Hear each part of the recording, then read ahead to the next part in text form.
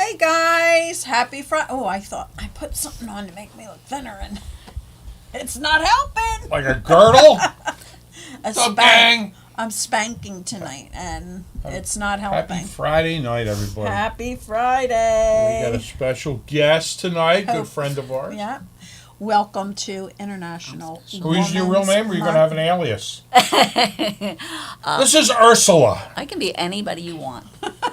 Wait, I don't want to get my But what will you be wearing when you do it? Ursula. This. How's everybody doing out there? We had a great week and just chillaxing. We have the whole month booked. Hopefully nobody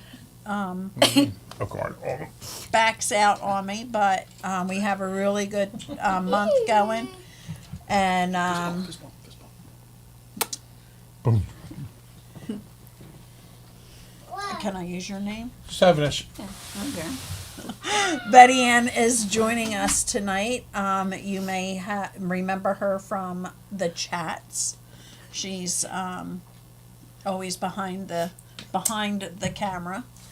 A very dear friend of ours. Yes, we've been friends for a very long time. I didn't know I was allowed to use an alias. Yeah, you can. Her and her husband, whose name we shan't mention tonight. No, we won't mention his name because he works for the CIA. So. He's a diplomat. So, how's everybody out there? Just waiting to see some people pop in here. I see Larry is out there in the world. Woo! How you doing, Larry? Glad to see you here. So our family group started their every other week at Livingren. So apparently it's also changed times. We're trying to get that changed back as well. But it's 6:30 to 8 now. And I don't know what's going to happen with that because, people rush to get there by 7. So I'm hoping that doesn't cause any issues. Anybody out there that wants to go to the dance, please let me know. I have tickets. We have to have the count in by next Thursday. So we need to get those tickets sold. And anybody that wants to donate a basket, a gift certificate, a service, let us know. We will get it to the right person to either pick it up or have it delivered. So hit me up on that as well. I hope you guys can hear me. Can you hear me, Lar? Because my producer left and things aren't moving, like numbers aren't moving or anything else. So, but we're just chatting recovery. It is International Women's Month. Woo. And I don't know what that means. It's just we're women. Hear us roar. I'm going to tell Jimmy to get me something special. Yeah. Every day because it's the whole month. He tries that on his birthday. Yeah. But we're just going to kick back and talk recovery, talk hope, and if you guys have any questions, concerns, need to hear something, Larry's going to donate his basket full of laundry. Awesome. Wait, what would that consist of? 10 black T-shirts That's a good idea. with various Awesome. We have somebody band else names. chiming in to let us know that we are being heard. with satanic symbols. Yes. So yeah, and I'm sure we can find somebody that will want to wash them for you and fold them and bring them back to you. Really? I'm sure we have. There's a name for that. What is it? Oh yeah, a wife. Or a laundromat. Or a laundromat. Or Mrs. Chow at Yeah. the Chinese laundry.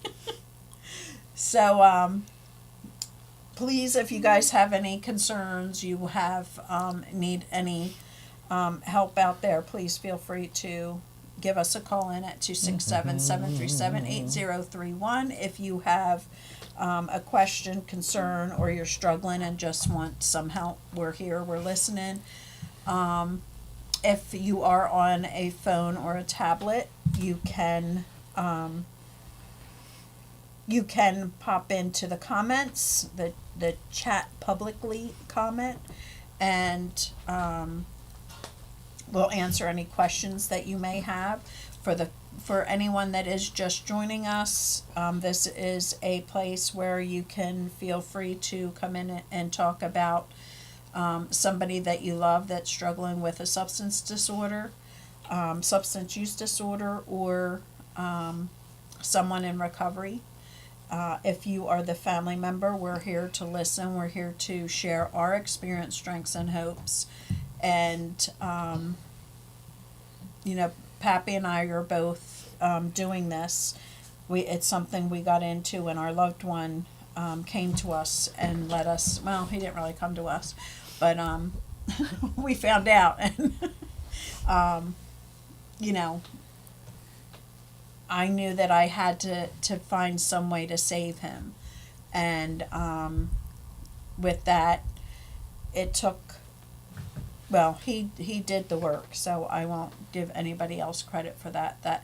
That was what he did. But a mother reached out to my loved one and, helped him along his way as well. And I thought, what better way to help somebody? I know I can't help my loved one, so let me see what I can do. Let me be that mother that was there for my son. And sorry, I said son, but my loved one. So, what are you doing? I want you to be rock back and forth. We all do it. But and that's somebody was there for my loved one, and that that's what I wanted to do. I couldn't help my loved one. Hopefully I can help another. And with that, we were doing that for a long time, and I started seeing how the families were left behind struggling with where to turn, how to get help, where to get help. And so I kind of spun around and wanted to be there for the families. And so that's what we're doing. And that's what we're here for. Now she's going to be self-conscious. I'm just going to stand here like a statue and not move. But we're professional broadcasters. We're used to this. Yes, but that's why we're here. That's why we're doing what we're doing.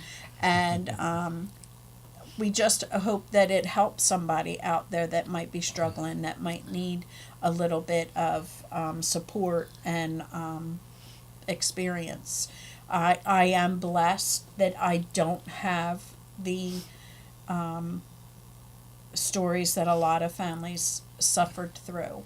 And I am grateful for that, because I do know how bad it can get and how scary it can get.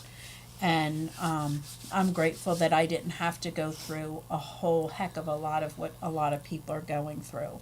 So, but I also, have been attending support meetings for 7 years now. And with that, I have taken a lot of courses. That's blood pressure, hon.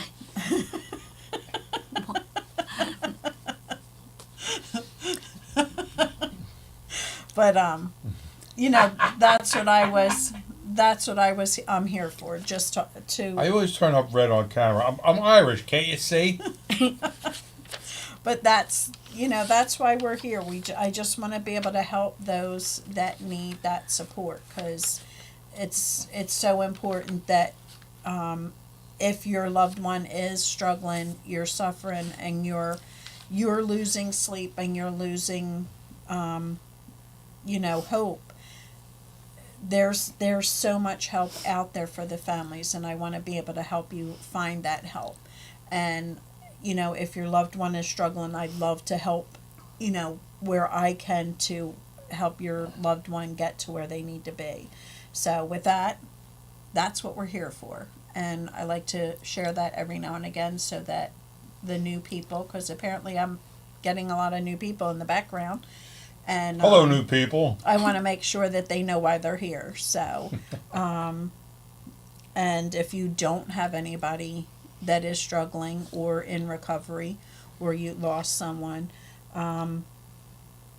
stick around because you never know who may need to hear this. Because I know for a fact with me going to these meetings, the first thing they say is, I never knew it would happen in my home. And that's, the reality of substance use disorder. So stick around. You might learn something. You might hear something that, like, radiates with you, like, oh, well, I'm seeing this with my loved one, and maybe I'll stick around and listen. So just thought I'd throw that Start in out there. with Betty Ann with a song. You want to sing a song? Yeah. Definitely do not. You never look nervous. Like, look at you. You're on pins and needles. So Betty Ann, I invited her to the show because she has experienced loved ones and the family has struggled with. Hey Sue, hey John. I just want everybody to know that, I like to bring people on that have had experiences. So Betty Ann's hasn't been very hopeful for Or recent. so that's why I thought she would be a good fit for the show because there is life after substance use disorder and the loss of it as well. So I just want everybody to get some kind of inspiration and know that there is hope after losing a loved one. So with that, Betty Ann, what would you like to share with us? Hi, everyone. I wanted to say thank you for Lori and Peppy for having me on today. And I think it's actually a great thing that they're doing. If my mother would have had this kind of support when we were going through this problem with my sisters, it might have been able to help some of them. I was actually one of 7. I'm now one of 4. I have lost 3 sisters to some kind of addiction of sorts. And what they're doing could have helped her, even though she did try. And at the time in the 80s and 90s, it was more of we were going through different things because sometimes it was like tough love, and then they said no, not tough love anymore, and then we had to try family interventions, and there was a lot of different processes that at the time we tried to help our family, and unfortunately, for the most part, it was either too late or it didn't really help them. My older sister she went to Norristown, I believe, somewhere up in Norristown area for a drug recovery area. And she was in a home. Then when she left there, she didn't come back home to Bensalem. And she did get pregnant and had a baby, which I have since adopted when she was 2, which again was many years ago. And but at that time, I believe it was the pharmacist that was giving her more medication than she actually needed. And no one was to say on her death certificate, it actually says accidental death of all these, whatever they are. I don't really, Yeah, I don't really know a lot about yeah. I'm sure that these are all, prescription, but yeah. they were probably abused by her. And I don't know a whole lot about drugs because I didn't really do drugs myself, but it was definitely a problem in that time and in my family as well. A doctor shopping was very prevalent back then. Doctor shopping, pharmacy shopping, because they didn't have it computerized. You know, it was Right. it was only paper trail, and you know, it's just like technology today. Everything is like boom, boom. Where before it would take a couple days for you to find something out. Yeah. You know, so yeah. And again, it was an accident because she didn't mean to take, I'm sure she didn't mean to take that much that she thought it was going to be the end. It wasn't like she tried to, but the end result was the same either way. We were a lot more trusting back then. You know, hey, the doctor prescribed it. You know, it's Yeah. okay. Right. You know, Yeah. nowadays we know better, but you know, especially back then, Yeah. you know, it wasn't as prevalent the abuse of legal prescribed medication. I mean, and it's dangerous. Yeah. And I'm sure she didn't do it on purpose because her 2-year-old baby was right there in the same room with her. And I'm sure if she meant to do that, she would have went somewhere else or had someone take the baby or Right. whatever. So Right. I'm sure it was an accident, but nonetheless, the result was the same. The death certificate does say drug related. So And back then too, you know, I know where I was when I ended up with the fibromyalgia. The pain that I was in was excruciating. And I know that I went to the doctors, and the doctor said, that he could not do anything for me. I had to go to the ER because the pain was so bad. I mean, I was screaming in pain. And, you know, when you go to the doctors and you're in pain like that, you just want to get better. You're not reading that 18-page, Yeah. insert. And You're she just had- not. she had a back problem, so I'm sure Right. that's what started it. And it does, because it's, you just want the pain gone. And, And you build a tolerance. You know, You and do. especially when you're abusing it. So it takes more and more to get you where you need to be as far as pain wise and feeling better. So it's Right, but I mean, she was originally up in that area because my mother had sent her to a recovery home. So that's the reason she went up there. You would have thought that would have been on her records of some sort, but apparently not, because the pharmacist did issue her all numerous drugs. right. And that still goes on today, believe it or not. Yeah. I mean, Right. I know when our producer here wanted to get some dental work done, and he told them in advance, his situation. And right away, they're ready to prescribe him Vicodin or something, whatever. I told you, I can't take that. What is wrong with you people? Right. Yeah. Yeah. You know, and they then, just overlook it, or they're like Yeah. robots. Ashley, when she was in the hospital to give birth, they kept, insisting on her to take Percocets, insisting, even though that she had the big red flag on her folder and everything, and insisting. And then she gave birth, and then they're like, no, you really need to have something because you have to be stitched. And they're like, no, you can't. I can't take gabapentin. I can't take any of it, actually. I have some meds that I do have to take if, I'm going to call 911. But I just can't do, I'm very sensitive to a lot of medications. So, I don't take them. So I keep it on. I'm allergic to a lot of foods. I have a tendency to swell up. Yeah, he swells up when he eats. Especially around carbohydrates.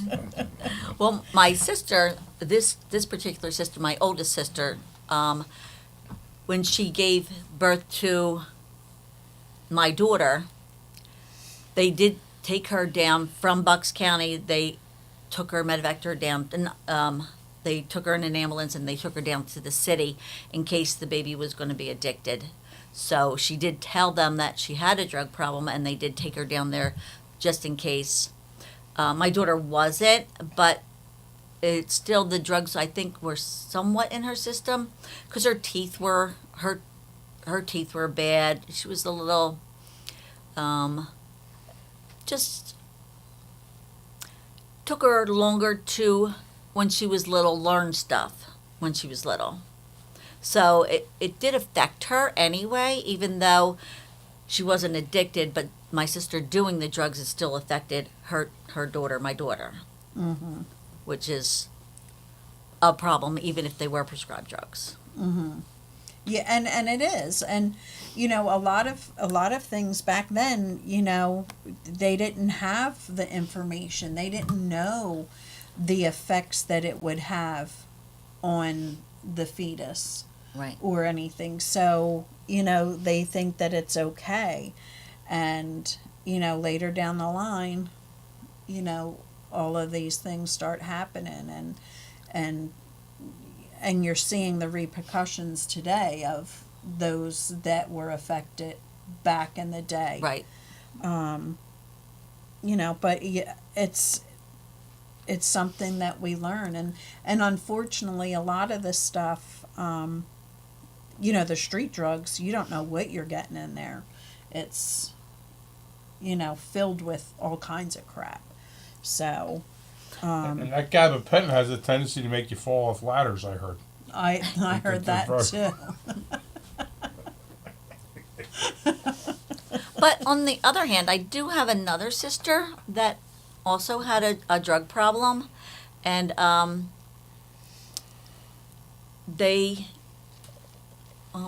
she had gone to a couple places to see if she could get off the drugs, and she did, and then went home, and then went back on, and then went back off and went back on. She was actually in, what's the place on Bentham Boulevard called? It's Liberté. She was in Liberté for a while when they didn't have the children, so I kept her child with me in my home until she was able to come out, which she did. And then a lot of times it's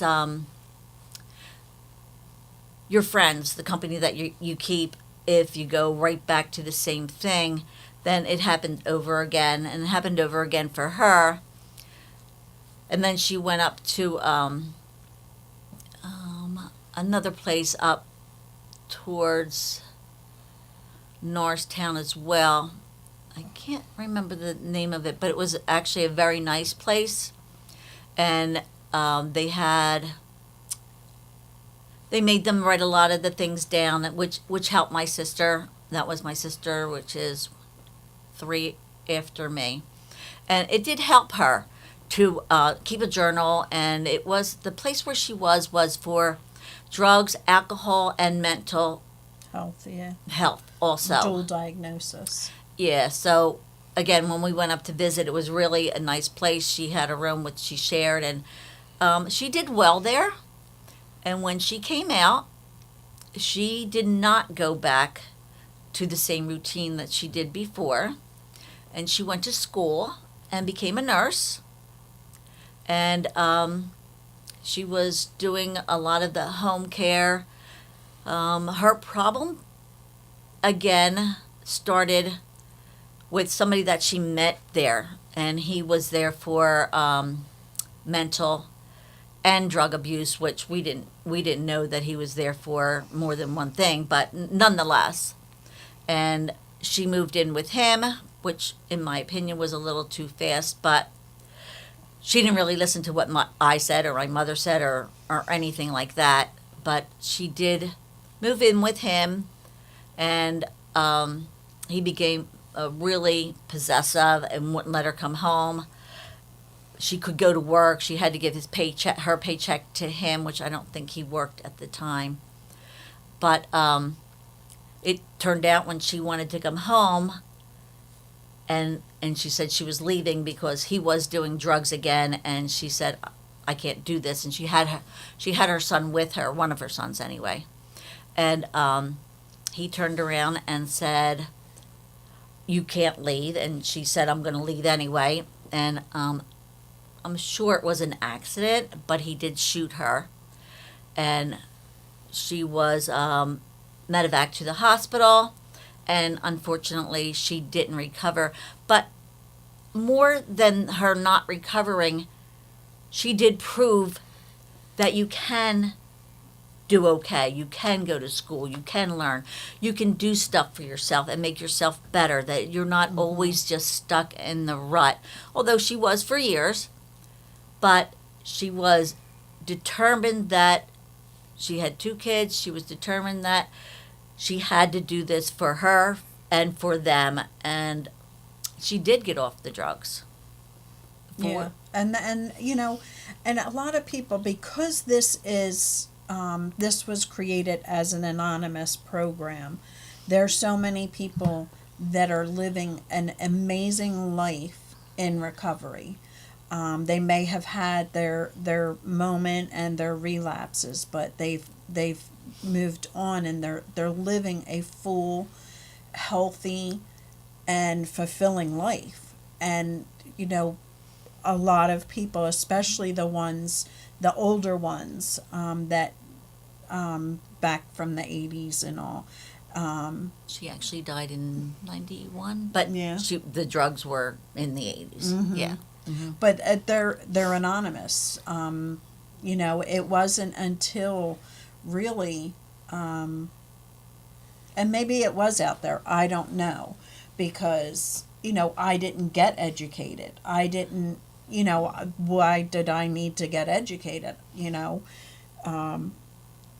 my dad, that was his deal, not mine. Like, you Yeah. know, I'm not going to get educated because he pisses me off, because, you know, I'm not getting the toys that everybody else is getting. So I just never really needed to get educated on it. But when it hits so close to home, you have no choice. You have to find out, how am I going to help my loved one? And it's not until you get to these meetings, and then I'm very blessed that it happened when it did, because there were so many events going on. There were so many town hall meetings. There were school events. There was just so much information and so much support and so many resources out there that, you know, I was able to find those resources, find that help, find that support, where back in the day, they didn't have that. You didn't Right. hear that unless you talked to your doctor. And, you know, but was it out there? I don't know, because, I mean, Nar-Anon and Al-Anon's been going, Bill W.'s wife started Al-Anon, and, but you never really heard about it until Right. you were affected Yeah. by it. And for the record, Bill W. is the founder of Alcoholics Anonymous. Yes. He's the originator, And, which I'm sure many of you out there know. his face used to be up there, but it's gone now. I don't know what happened to him.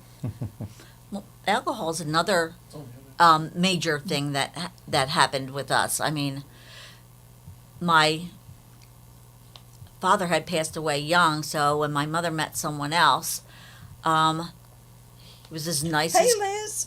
he was as nice as could be.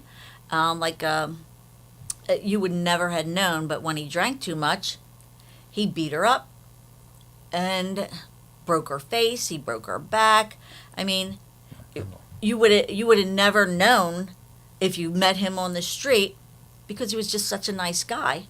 And then alcohol kicks in, and he had a bad day at work, or he didn't have enough work, came home and took it out on her. So, I mean, alcohol can be also damaging to families. Oh, it's definitely. Most And definitely. and alcohol, you know, a lot of people can drink beer and be fine. It's when they hit that hard alcohol that they can get very violent, and they do have a tendency to be possessive. You know, that is something that also, you know, I see a lot from alcohol. But Like any other substance, Yeah. everyone reacts differently to it. Not Yeah. everybody becomes a violent drunk. Some become a funny drunk. That's Some true. become a sad drunk. So Yeah. I mean, it affects everyone differently. Just like medications affect everybody differently. We all metabolize things in a different manner, and Very true. but And, there's not one thing right. we can say that right. covers it all. And I don't remember a lot of my father being mean and nasty or anything. I just remember one time, I remember him breaking dishes. But I don't remember him being a mean, nasty drunk. You know, he would just drink and go to bed. And then the drugs came in. He would drink, do drugs, and go to bed. Like, why are you doing that if you're going to bed? Right. But it was just, you know, I didn't have that side of it. Now my uncle, oh boy, he was a mean, nasty, violent alcoholic, and you know, I saw some scary moments with him. So you know, it all depends on the body. Now I think if my dad probably drank alcohol, he probably would have been a very unpleasant person. But he only, I mean, I only know him of drinking beer. So, you know, It's all alcohol. We refer to it as hard liquor. hard liquor. It's all alcohol. I don't know how to drink. All right, drink apple juice, but when he drank them, Well, it like some people metabolize hard alcohol worse than they do, you know, beer. oh, Except now for- it's got a higher amount of alcohol, and of course Right. that goes without saying. And of course, you know, with the IPAs today, probably just be as pissed off. But Yeah, your father couldn't handle craft beer. no, God No. rest his soul. yeah. But I mean that's the unfortunate effects of substance use. You know, a lot of people do get abused, hurt, and you know, kept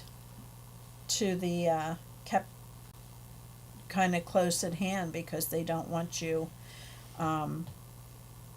you know, seeking friends and telling them what's going on out there. So, Like anything else, when done in moderation, is one thing, but Yeah. when you cross over that threshold into addiction, yeah, of a product, is Right. is when the problems arise. I mean, it's like anything else. It's not that alcohol's bad or marijuana's bad or opiates are bad. It's that when they're abused, there's serious consequences. Like anything, and some people just can't take things in moderation. Like Right. it's just like some people are binge drinkers. They're fine. They don't drink forever. Then when they do drink, they binge. They drink way too much. I mean, there's all different levels of of alcohol and drug abuse. I mean, it depends on the settings people are in. Some people never drink at home, but when they're in a crowd, what I mean, it's all different right. parameters, Personas. Yeah. that entice you, to trigger you to drink more than True. you normally would. Mm-hmm. And John says, "So glad to have you, Betty Ann. Thanks for coming on." Hi, John. So that's, I mean, it's We'd have had her husband on too, but he's a very miserable individual, and he would have just brought the whole show down with his negative. He's like my best buddy. they're always He actually had to get up at 3 this morning as well. And usually it only does it on Saturday, so he was falling asleep when I was leaving anyway. Gotcha. yeah. He had to go down. So he's to not the airport. watching? No. You kidding me? He's cutting logs at this hour. He's early to rise, early He's to sleeping. bed. He's an old man. He's not like me. And John again says, "Hi, Betty Ann. God bless." And Ann. He kind of slacked off on Ann, so he added that. But Betty Ann. Betty Ann. Betty The Ann. Irish version. Oh, Betty Ann. There you go. I am Irish, so that's okay. There you go. But I do have to say, though, even though we didn't really have this type of environment for our loved ones that were having drug problems, I was blessed with my own children. And I think that was mostly because of my sisters lived with me for a while and they saw how they were. And they weren't going to experience that same thing. So I think a lot of I was blessed with my own children, not because they learned from the experiences that they saw, and how many funerals did they have to go to. So I think, and I was very close with all my sisters and my brother, but so it was a loss to them as well, not just to my mother, who always thought it was her fault because it was more than one child. But I always tried to tell her, well, how about me? How about my other sister or my brother? How about that? But she still always blamed herself at something that she had Parents done are wrong. quick to do that. Yeah. And we do it with parents all the time. We have to reassure them that it was nothing you did. It's just something that happens. Mm-hmm. No matter. We beat ourselves up at first, when we found out. Were we too lenient? Were we too hard? Do we not love them enough? Do we love them too? But you just, that's your first thing. You blame yourself. Yeah. So you get educated and you realize, that wasn't the case, and that's what we have to do with parents Right. a lot. And we don't let them know And that. everybody's different. The three Yeah. C's, you didn't That- cause it. Yeah. You can't cure it. You Can't can't control control it. it. Those are Right. three C's. I mean, it's just what happens. And You it's get banged up. That's it. yeah. It's just simply as simple. It And happens it's- to the best of families, Right. instead And- of not the best. And it's so crazy because when you think of somebody that is suffering from addiction, you think, they have no money, they have no income, the parents were, addicts themselves, they, were abused or, just all of these traumatic things. And then when you go to these meetings and they have the speakers come in, it blows your mind away when they say, I come from a very happy childhood. My father, my mother both made excellent money. I went to the best schools. I did the best sports. I had the best clothes. And then they turn around and say, I just didn't feel good in my body. Yeah. You're not expecting to hear that come from Yeah. somebody's mouth when you're talking about substance use. You just are not expecting that. You're expecting to hear these horrible stories. And I'm not saying that they're not out there. They are out there. Some of those stories are out there. But for the most part, that's not the story you hear. And it's just shocking that that's what you hear. And people didn't talk about it as openly Right. as Right. they do now. Right. It was kept hush hush in the family, under the rug, because it wasn't so socially acceptable as Exactly. it is today. Right. Today it's more socially acceptable. Yeah. I mean, and I always bring up the thing when we were kids, and we were drinking and partying and all. And we always had some friends that were doing the hard stuff like heroin, but they stayed to themselves. They were like a subculture, you know what I mean? And they were the hardcore. Really, now it's so much more socially acceptable, even in party circles with young people. I mean, I mean, so many people are doing opiates, starting out with Percocets and pills and all working their way up. Whereas, 30 years ago or more, I mean, it was different. Right. Right. It was more taboo. Yeah. Besides my mother trying to reach out for help to find them what other help she could find for them. It's not It was like hard. There wasn't a lot of help out yeah, there. it's Right. not like we talked to everybody about it. Right. We talked you- to each other. We were a very close family. Right. I miss my sisters every day, but there wasn't as much at the time as there Right. is now. And it is. Hello, Eric. It's about damn time, Eric. I don't see him up here. Yeah, it's not up there, but he come up on my phone. Oh. I don't know. I can't make this out anymore. It's But, just and my too other technical. sister, she worked every day. She was Functioning. functioning, but they say functioning alcoholic, but she was an alcohol, and she went to work every day, but she didn't do drugs every day, but she went to work. They say functioning alcoholic, but Go she ahead. went to work every day, but and again, so she went down to the city to meet friends, and apparently she had a bad batch of whatever she was doing. I have no idea. Right. But it happens again. It's an accident, but it's still something that needs to be talked about. Yeah, it does. And that's what I'm so grateful that there's so many Facebook pages with people that are in recovery, that are out there, that are speaking up, and that they're sharing their their stories and helping people find their way into treatment. And it's an amazing family once you get to where you need to be, how we all come together and we just Support each other. support each other, and we know what they're going through. We know the hell that they've been through. And It's something else they've been proving more and more. Your family probably had the recessive gene for addiction. It runs in families like that sometimes, and it'll skip a kid or two. But we find a lot. We have a lot of parents coming to have 2 or 3 children Right. that are all addicted to something like that, and we find out the father had addiction, or there was like a whole line of it, and it's very common. It becomes like a recessive gene, the gene for addiction, I guess. Where you know what I mean? You have the propensity for it, and I was always worried about that because it comes from both sides of our family, and I used to tell my son, I said, you better watch. I mean, especially alcohol was always a big issue in our family. You got to be careful. Because I always had it in the back of my mind. I mean, I worked in the nightclub scene and everything. I had free alcohol. I had free everything.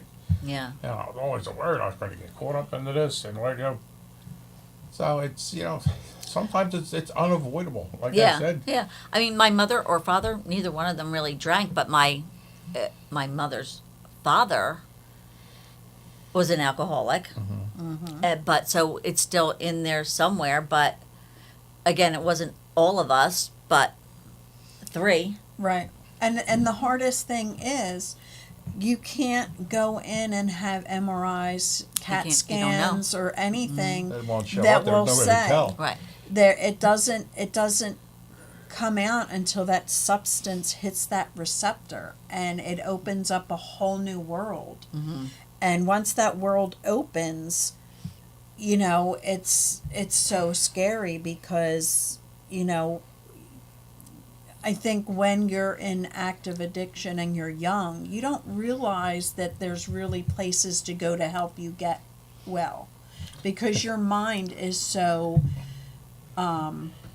altered. So Sue brings up a great point. Sue, that's a great point. You brought that up, and I actually have a shirt that says that. Sue says, I never knew anyone back then, and now everyone knows someone. And so powerful today, it kills. You're right. I have a shirt that says, you already know a heroin addict, you just don't know that you know them yet.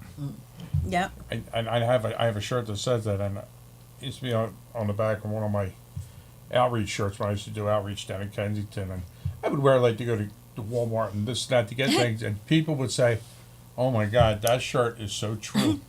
It is. You know what I mean? It's so true. I mean, it's raw and in your face, and like people just don't realize it. You're surrounded by people that have addictions to things. You're just not aware of it yet. Right, not especially heroin, but something. And one of our Right. family therapists used to say, "Oh, not my family," you know.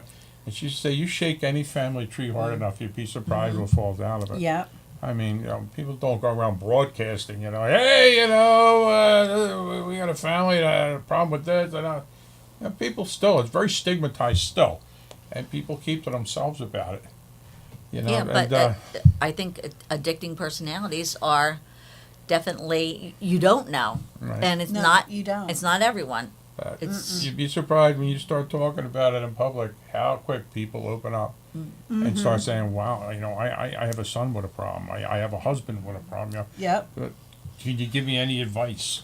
You know, but you know, you just don't know where to turn to. It's not the type of thing Yeah. you could talk to a neighbor right. or you know, or a friend and all. If they're not aware of what it's all about, they're not going to understand what you're going through, Right. and they're going to come up with their own flawed belief of what the issue is. "Oh, well, you know, they never.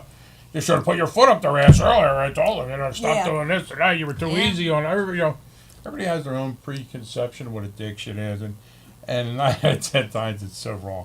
Right. And I know that for a fact because I was one of them people. Right. So And it's true. I I can't mean, get angry with people now because I was one of them. And we, that would be we hypocritical. tried the tough love, and then we tried something else. But I think if they weren't ready, if they didn't want to, if they, Oh, definitely. It's- you can't force them. and one of my sisters, she was Won't very, work. very depressed. So that was an out for her, I guess, right. because it made her feel a little better. You Right. know, it's not, And not that's- as depressed. And that's the thing, and that's what you'll hear people telling you in these meetings when you have that speaker, and it's like, you know, and then you know I'm 13, and you know we're out at the basketball courts, and the next thing you know, people are going into the woods, and you know you're hanging out with them in the woods, or somebody's parents are away, and we break into their cabinet, and Hey, leave my personal story out of this, okay? This ain't about me. but you take that first sip and you don't like the taste of it at all, but the way it just, and they'll tell you that like it just warm, it's like a warm feeling, and then all of a sudden you get that euphoria in your brain, like, and it just is like, All of a sudden, This I is heard it say, all of a sudden you amazing. feel like you fit in. It's like you feel like you fit in Yeah. your own skin. And you don't know what it's all about, why, but you just know you feel different now. mm-hmm. You know, because you're always never felt part of the equation, so to speak, and it just takes you to a level where you've never been, and where you feel good about yourself. You feel a little more comfortable. Yeah, you I feel. mean, we've heard that many times in stories. Yeah. I mean, And it's just like I feel like I fit in. I feel like, you well, know, so then it becomes an occasional thing, and this and that, you know, and as time progresses, you know, you start yeah, doing it I more can't and more. wait till Right. Friday night. and more and more. Yeah, Yeah. you're not waiting until Friday now. Right, You're now doing you're it, you're in doing the it middle of the Monday, week on Wednesday, and Friday. And next thing you know, shit, man, you're doing it every day. Mm-hmm.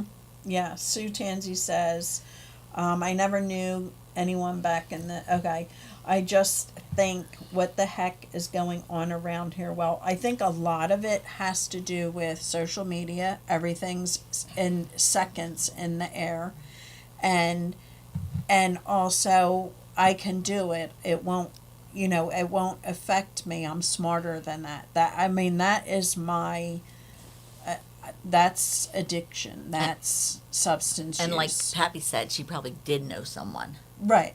If Exactly. she's from this area, Mm-hmm. the area that I'm from, she probably Right. did know someone. Right. And I do mean my home. Yes. It's, you know, and she has been affected in the worst ways. Like, it's, you know, you have so many people that this has affected in their lives. And it's become so much more socially acceptable too. Right. Like I was telling you, you know. So our children or anybody know. It's not as taboo, you know. It's more socially acceptable, especially the use of prescribed narcotics, and which lead to they get too expensive when you become addicted to them, and it just progresses to other things. I mean, which, as heroin and opiates. I mean, Yeah. And another thing with growing up and you're having children, or you don't want to be like them. Your grandfather died behind the wheel of a car. He was an addict, and da da da da, and just going on. You want to live a life. Don't want to be like them. So you're demeaning that person and that behavior. and then your loved one's like, okay, I have a problem, but I can't go to her. She's going to think that I'm a scumbag. And so we have to be careful with, how, and I'm the first one. I was the most judgmental person when it came to anybody that was using When it drugs. comes to me, she's still very judgmental about me. Yes. But that is the one thing that I regret more than anything in the world, because today, I'm educated and I understand that this is a disease and they can't help themselves. They may have chosen to pick up, but the drug chose them to be the addict, because there's many people in this world that pick up or get a prescription and are not affected like a person with a brain disorder that needs that drug. And Yeah, I was never judgmental because people in glass houses, right. I never threw any stones. So, it happens. Right. And I'm judgmental because, I was young when that was going on in my house. I was young. I watched it, It wasn't, when will we be there? Well, in about 3 beers we'll be there. So it's just, counting the beer cans being chucked in the back of the truck. Like, oh, we're almost there, and oh, well, Susie down the corner is getting this doll and I'm not, because, it's just not gonna happen. So, there was a lot of judgment. It was a lot of resentment, and, that caused my loved one to not be able to come to me. I don't know if that would have been different. So, that's what it is. It's just, Yeah, it's funny. My growing up, I was surrounded by alcoholism, and back in the day, it was just socially accepted behavior. I mean, I grew up in South Philadelphia. There was a tap room. We call it tap room on like every corner. that's his age. And like every guy came home from work and went to the tap room before he came home for dinner. I mean, I remember as a kid, I told the story a lot of times on the show. My grandma was like, tell your grandfather, get his ass out of that tap room and come on, dinner's on the table. And I'd have to go down to the bar and go grab a teacher. You tell that old hag. I'll be here. You want to Shirley Temple? Sit down. And I was so used to seeing him like that after work. But then he wasn't like that all the time. But it was like Right. probably every day, and like the whole neighborhood was in. Right. It Was in a tap room. everybody was The there. bar was just the way I grew up, and like I have a message here. I never thought I knew anyone either until the day I found my cousin passed out in a bench.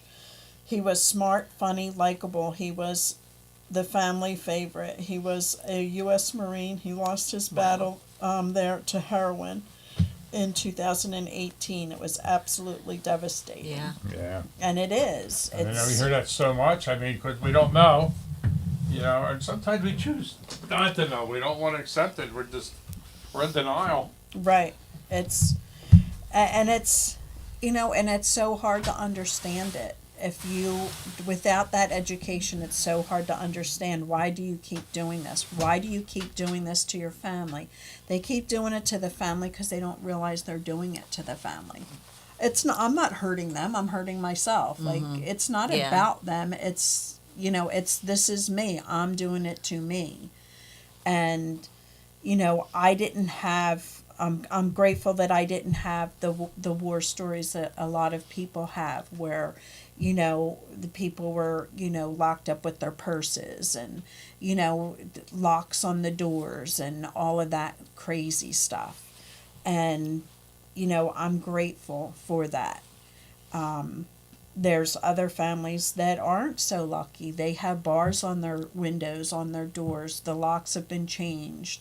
They have gotten to the point where they know they can't help their loved one anymore, and they can't watch them doing what they're doing to themselves. And that's actually one of the harder things. My mother just couldn't say, oh, tough love, no, you can't come in, no. I mean, she might have said, I can't put up with you, now you're going to Betty Ann's house. now you're going to go down there. So, and that's what I'm saying. My kids, although they never did drugs in the house that I know of, I'm not saying, you know, Right. but they would come home and didn't know it then, but I would know now. And, it's really hard for the family to, say, I can't put them out because what if they die? Right. Like, what if they die on the streets? Well, what if they die in the home? Yeah. What if you find them? It's, so you have to, it's a battle it's In a yourself. battle in yourself. Yeah. You just, you Right. don't know what's right. You don't know what's wrong. You Yes. don't know where to go. You don't know how to turn. That's so true. And I don't care what anybody says. Like, throw your kid out. Well, don't throw them out. You give them choices. Right. They can choose to live the lifestyle they've grown accustomed to, or you can choose to live in our home substance free. Yeah. Somebody said that tough love, you brought that up a few times. That's an old dated term now. Right. I mean, that's Absolutely. what everybody said years ago. That was the catchphrase. Yeah. Now we tend to say disconnect with love. Mm-hmm. Sounds a little nicer, Same thing. better language, Well, less Same thing. stigma attached. Right. my mother I have to say all these things. said, well, you're going to have to go somewhere and get help, which they were always receptive. They always went Right. somewhere to Well- try and help themselves. And a lot of and the manipulation with this is insane, like so insane. Listen, I've had enough. I'm done. Thanks for your concern, John. I need help. Well, guess when they need help? They need help on a holiday. They need help anytime after 5 o'clock. They need help on a Saturday or a Sunday. Mainly because you can't get into treatment on the weekends, holidays, or after 5 because it all has to do with insurance. So you need to now find somewhere to keep your loved one alive long enough to get them into treatment. And you have to wait till Monday morning at 8 o'clock, the day after the holiday, as long as it doesn't fall on a holiday. Monday. A Monday. Like this, I mean, these are the walls that are put up on a constant basis. And why? Because you're dealing with insurance. Insurance companies work Monday through Friday, 8:30 to 5. And, No holidays. No. and the system has to change. We have to change the system because the system is killing our loved ones. I got to say the system's gotten a little better over the years. I mean, because things just grew to such ginormous. It's gotten so bad. There's no way people could ignore it anymore. No. Now you see like on billboards and it's like on TV all the time. But And, like- when we first got into this, it's when things were really just starting to be noticed. I mean, what a difference we could tell now. But it was just when this whole thing started peaking, I mean, then we just see the numbers every year going higher, Higher and higher, and and they're still higher. going higher. We're up over 100,000 last year. I People think died as a result of overdose. I Yeah. think when this first started for us, it was like Like 62,000 yeah, 60. a year, and we're up to over 100,000 a year now. It's devastating. It's devastating, and You know, and I would always put in parameters. Now it's even worse. When it was in the '60s, that we lose more people in a year than we lost in the entire Vietnam War, or Wow. 20-something years, and Right. all other wars afterwards up until yesterday. We lose more people in 1 year than all those wars combined. Well, and you know, we have to do better, but they now have CRSs, which is awesome. That is a certified recovery specialist. So a lot of hospitals are actually reaching out to that CRS, so that when somebody has overdosed and is actually taken to the hospital and they're in the hospital, the family member can say, I want a CRS, or if they're ready, if they want to quit, It's ask called a for one this. handoff. Ask for the CRS, and they'll have somebody that is in recovery come out and talk to the person, offer them, you know, resources, you know, share their experiences. And a lot of times that helps the loved one take that next step into recovery. And I wish all hospitals had that. And not necessarily do they stay at the hospital. Sometimes they're called in from the police departments. Some police departments have this warm handoff. Some of the different hospitals have people on call. So, you know, we have an overdose, you know, can you come in and sit with them? So a lot of ERs now are starting to provide comfort meds to keep them there, to help them when they're ready to get the full treatment. So do they have a therapist as well that can talk to them about, like I said, my one sister, she was just depressed, and that well, I think a lot of times it's depression that keeps you in that spot as well. Oh, it absolutely. Right now, the anxiety and depression are probably one of the biggest issues causing our loved ones to start Right. taking a substance. It's probably starting a close to like substance. a 50-50 thing. I mean, most people with a substance use disorder have an underlying mental issue also that goes along hand Right, in hand with right. it. They're very co-concurring Yeah. But conditions. in today's world, if you have not been diagnosed prior to use, then they say we're not going to keep you because this is drug related, this is drug induced. And psychosis is so bad right now with meth, with marijuana. It's so bad right now.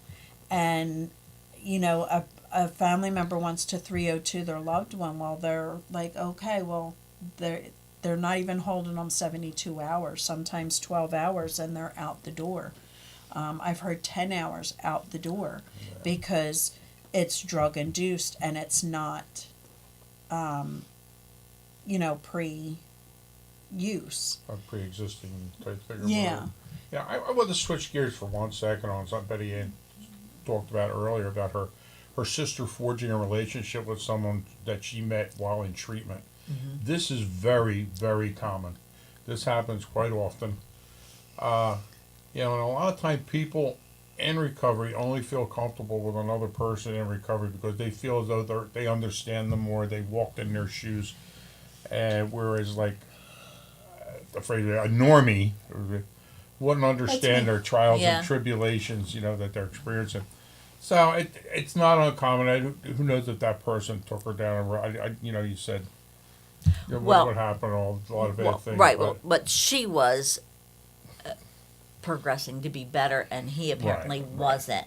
But Right. so many So- people get so upset when they see these Yeah. relationships Yeah. forged, and it's like, it happens. But that makes it's common. makes sense what you said. And Right. like, but people panic like, oh my God, he met somebody in the, you know, when he was in rehab, and they're in rehab. I don't think this is a good mix. Yeah. It happens more so than not. Yeah. I mean, so And- anybody out there that might be new into into all this, don't get too alarmed. It's Right. very common. And another thing that struck me the other night at our meeting is, no, it wasn't even in a meeting, it was somebody I was helping. And, they mentioned, I just want him to get out of rehab and I want him to get back to his friends. I don't want him hanging out with these druggies and addicts. And, hello, that was me. Hurry up, get back with your friends. Like, get back home with your friends. Like, you don't want to hang out with them. Can I make you Right. some s'mores? Which a lot Like, of times the friends Some are s'mores for you and your doing the friends? same. But that's, and you're not thinking sensibly because because you're not educated. You Right, don't you don't know what to think understand it. anyway, unless you're educated. I mean, we look gosh, back it was at things now that we did. We just had to Yeah. laugh. Like, oh my gosh. Yeah, it's, So that's what we do now. We try to educate people. I said we did the outreach for years and all that. We dealt with people on their terms on the streets in the midst of their addiction. We did it for years, and I enjoyed what I did. We just noticed that the families were being left behind. There was Yeah. a big void. Yeah. And we know how we were like a deer in the headlights without us. We didn't know Yeah.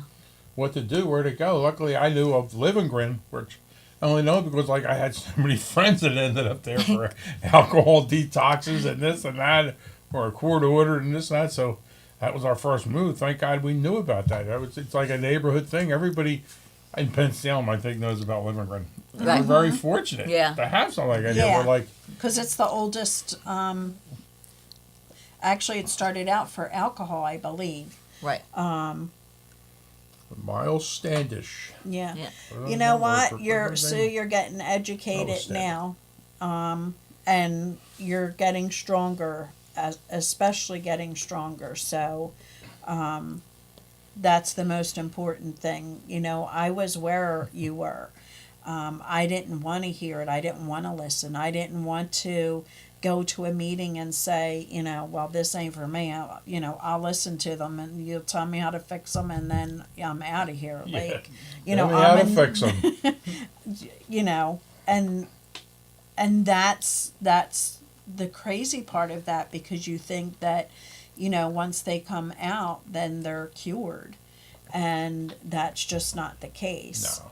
But like all our friends out there, that are, in recovery themselves, that are on the show, these guys know that it's a lifelong commitment. Mm-hmm. I mean, really, the disease of addiction is a disease that's not cured, but it's one that's easily managed. Mm-hmm. If you do the right things and follow the right programs. It's like Yep. any incurable disease, that can, you can keep it in check, if by doing the right things, You take taking your insulin medication for- or watching for- your diet or this and that. Yeah.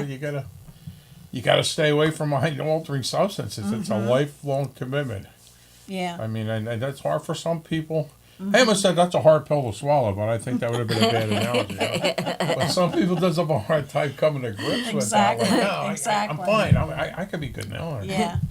And, I know my loved one, like, get back to work, hurry up, you gotta get back to work, you gotta get, you gotta get better, you gotta get back to work. Well, when you're getting high with people at work, like, you just don't think about that part of it. You just don't realize how huge this problem is in our country. And We're in a rush to get them back to their normal behavior, then you don't even know Which what led up to this behavior. yeah, you which know, could have been part of the problem. yeah, and I always heard, like, when my uncle was going through it, all of the slogans and stuff. I live by the slogan. I love the slogans, but I always thought, what the frick is that gonna do for me? Ain't gonna do nothing. One day at a time. Yeah, one day at a time. No, I'm not. I just forget it. This is ridiculous. And I like one day at a time. I know. But then when I went into my meetings and everything, I know the first time I walked into, it was a beginners Al-Anon meeting, and I walked in and there's, the circle of chairs, and then on the floor they had all of the slogans. And then the overwhelming smell of coffee. And I'm looking and I'm like, you gotta be freaking kidding me. It's a cult. Like this, what is this gonna do for me? And, lo and behold, here I am at every meeting. I come up with one of them. And, and people, places, and things are such a big thing. A lot of people don't know that. And it's hard. It's one thing when it's a child because they don't have to come back to your home. They don't have to, be there. They can go on their own but when it's a spouse, you own a house, you have bills, you have a mortgage, you have a car payment, you have children in school, you come out of treatment, and where are you? People, places, and things. And how difficult that is for a loved one. Because it's not like you're like, okay, put the house up for sale, we're moving, Yeah. to another state, to another, township, get away from all this. Or just leave them home. But then remember, to bed. you're taking everything from that house, putting it into a new house, and you're probably putting the pictures the same place that they were in the old house.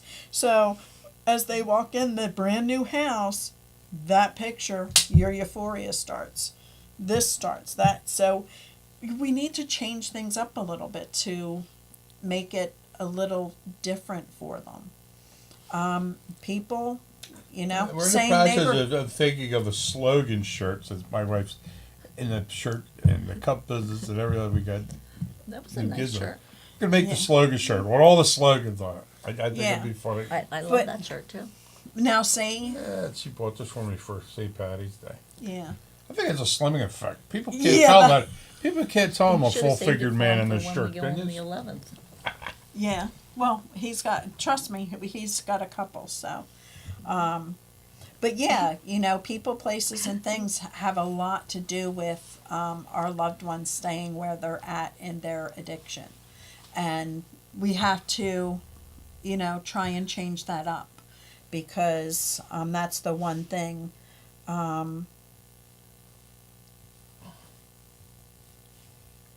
Dead air. Dead air. Oh, Hello. sorry. Hello. Is this I'm microphone on? Hello. Dead air. 36 years. Good for you, John. Good deal. Very good. Hell of a lot of Odette, John. I don't know. Eric's up in the 30-year ranges there. Oh, yeah, Eric, what are you? You're 30-something years. Whew. Oh no, he's like 60 years. For the record, Oh, these gentlemen are never much mind. older than me.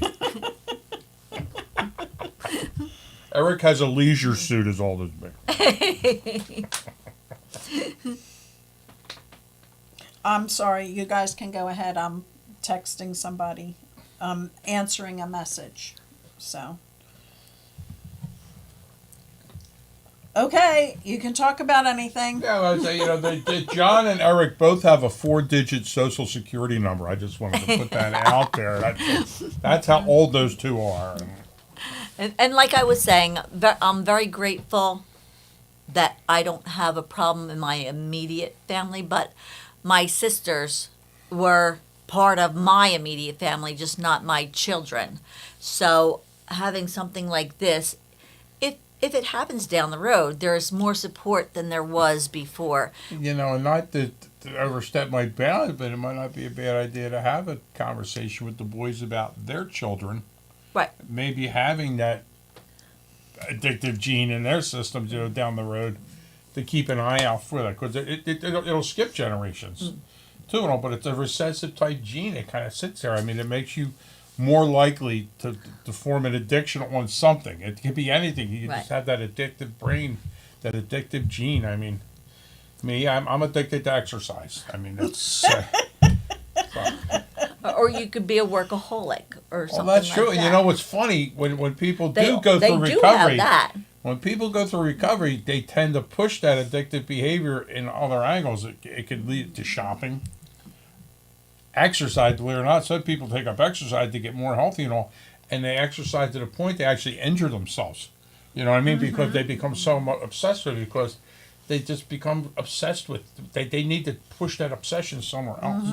You know what I mean? To feel, and it gives them. You know, it gets their adrenaline pumping. It gets their No, that dopamine levels raising up. Right. I mean, we hear stories of guys buy sneakers. The one parents, their kid A lot of people got do addicted that. to buying sneakers. He gave up. That He's makes got sense. like 100 and something pair of the high end sneakers. He just can't help himself. He just keeps buying more and more. Yep, it's crazy how that you trade one addiction to another, and the class that I just took, that they said, when you start to go into the recovery process, a lot of people, like Pappy says, starts out with the gym, and they overdo it and everything. You have to set realistic goals. So you're now sober. You're now living a life of sobriety, and okay, I'm going to take up the gym. Well, when was the last time you worked out or did the gym? So I thought about exercising this morning until the thought passed. I laid down when the thought passed.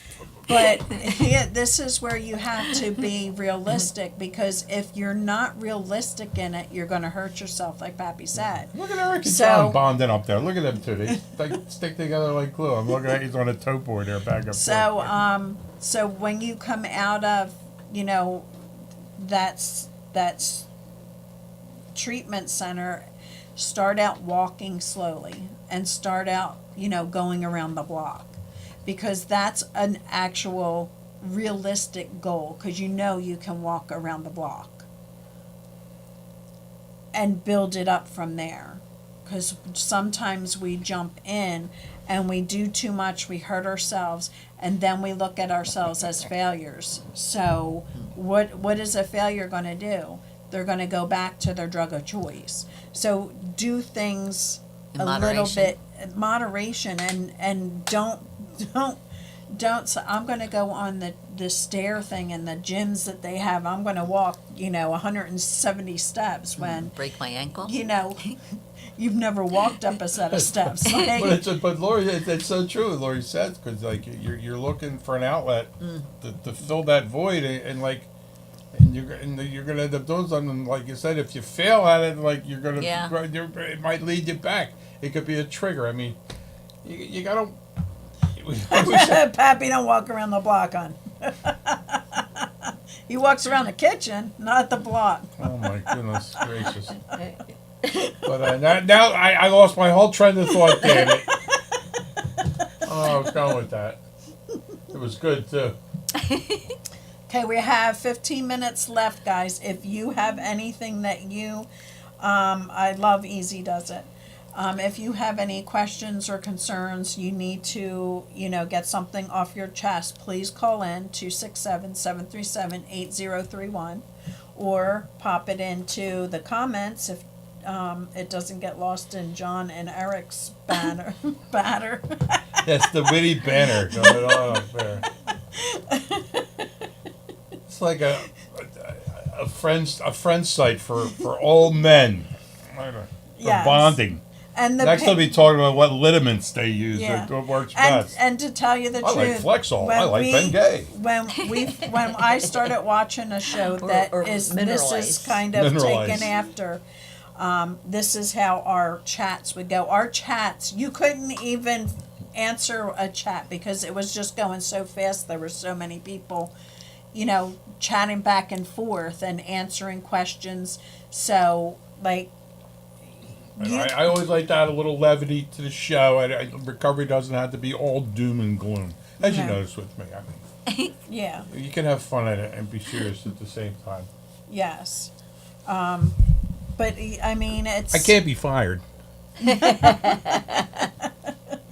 But we're here and we're listening and we're free to, you know, share our experience, strengths, and hope. We're not going to tell you what you have to do, what you need to do, just what we. Give What, you ideas, you know, what we know has worked for us and other people we know, and like, and if you feel there's something that you could use, by all means use it. If not, leave it behind, you know, you're not gonna hurt no one's feelings here. Like Roy said, Exactly. we don't tell you what to do, we're just trying to give you ideas and to give you hope. I mean, to give you hope, I mean, that recovery is possible. I know a Yes, lot of people out definitely. there feel that's not the case. I mean, listen how positive Betty Ann could be with all the tragedy she's had, where she's seen that there is hope, things can change. Her sister went on to be a nurse and such. Yeah. Well, things happen, a chain of events that ruined that dream But for she her. was better. She was better, and she did turn her life around. yeah, and we can do it. It's just, you know, it's hard. You know, they start looking at that detox. You know, that detox is the one thing that keeps them from moving forward to their recovery, because it is extremely painful, especially if you are really heavy into it. It's very painful. But we have to remember that it's just temporary pain. Like, it's just temporary, and most treatment centers will give you comfort meds that help you and wean you down from the drugs that you're on. And there's people there that they can talk to. A lot of Ex- times they need to talk to somebody different. Yeah. So, and there's people there that can help them in that way. And the biggest part of recovery is getting all this shit right here out, because if you're not telling the trauma part of your life, then they're only fixing the chemical part, Right. because you can be rid of the chemical part, but minute you walk out that door, that trauma part is still sitting there festering.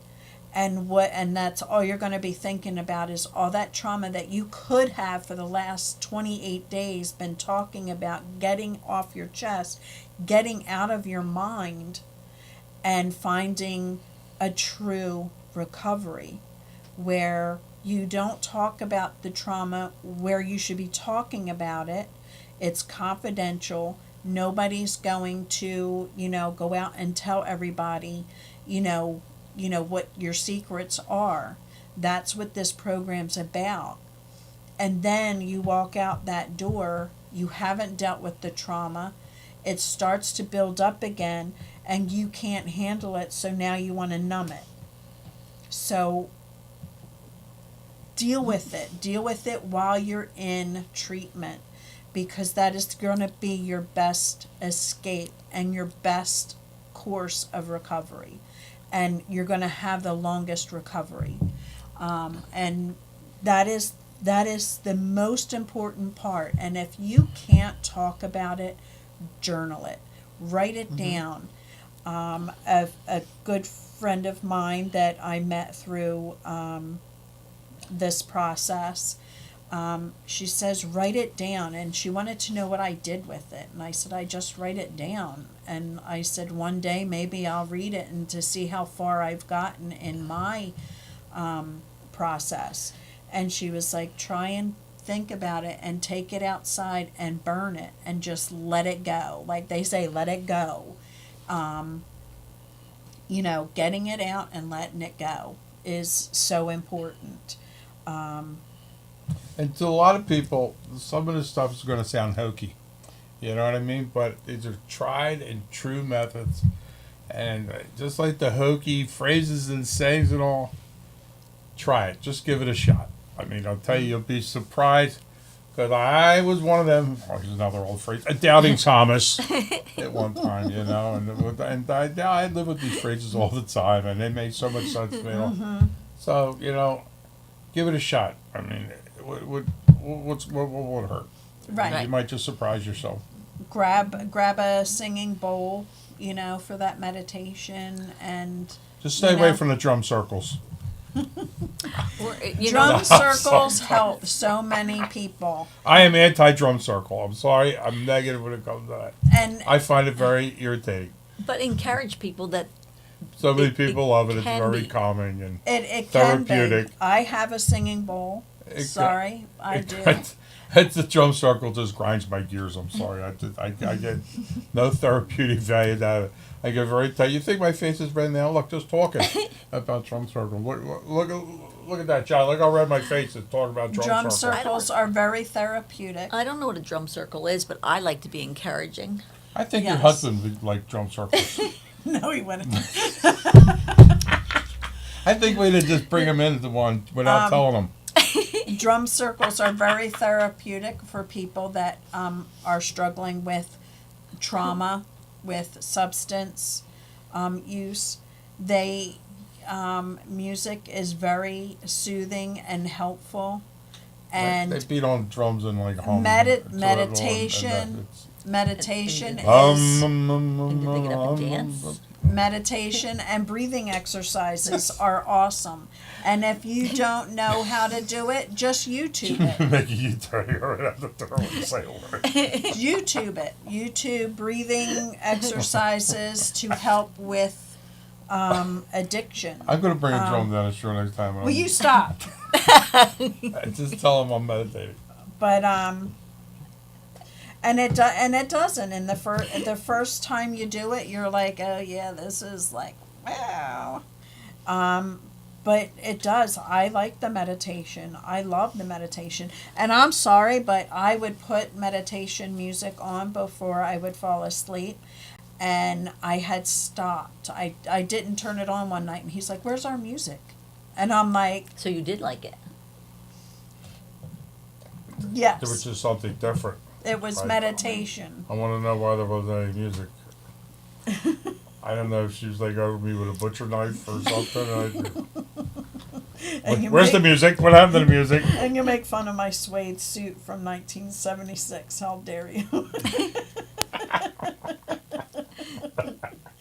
But and John's right. Like you have to try it, and you keep trying it until you realize it's not for you, or you really think about it. Like if you're just going in and like, look at these yahoos, you're gonna come out saying, oh yeah, a bunch of yahoos. Eric, every time I look at my Velvet Elvis picture on my wall, I think of you. And Eric says, if you are truthful and honestly seeking a spiritual led life, the 12 steps will work for any addictive person. Absolutely. I can't even say it enough. A lot of people just balk at that whole 12 step. And because they don't put their heart into it, they don't put their mind into it. That's the most,